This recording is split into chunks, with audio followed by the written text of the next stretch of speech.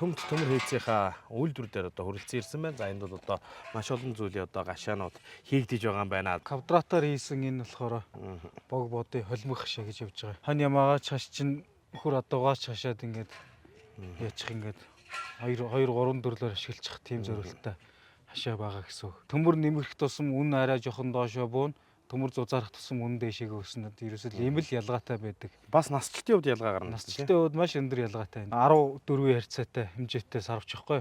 Чинь болохоор ингээд 2-2-ийн харьцаатай ингээд хийгдчихэж байгаа. Ингээд нэг хавтангаар гэсэн үг. Тэднийгээ ингээд бүгдийг хооронд нь угсраад энэ 14-ийн харьцаатай одоо ингээд өвлжөө сарвч маань бий болж байгаа гэсэн үг. Энийг ингээд нэгээр нь салгаад яг нэг портер ачаа болгоод ачаад аваачих боломжтой гэсэн. За үний хувьд гэх юм бол манайх ерөнхийдөө нөгөө үнэн дээр оюун гатны нөхцөлийг бий болгох гэж хичээл зорж байгаа.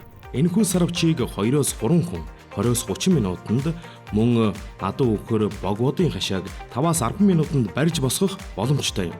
Ухаалаг хэрэглэгч малчин таавхан маань өөрийн хөрөнгө мөнгө цаг хугацаа хэмнэн хашаалжуулах бүхий л төмөр хийцийг төмөр хийцээс захиалах боломжтой юм.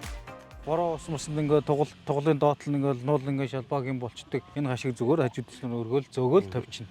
Тугалаг хэлэхгүй хоньны гашаагаа ч гэсэн ингээд хоньны гашаагаа ч гэсэндээ ингээд хэлбэр ингээд зөөгөл тавьчихна. Энэ маш том давуу тал байхгүй.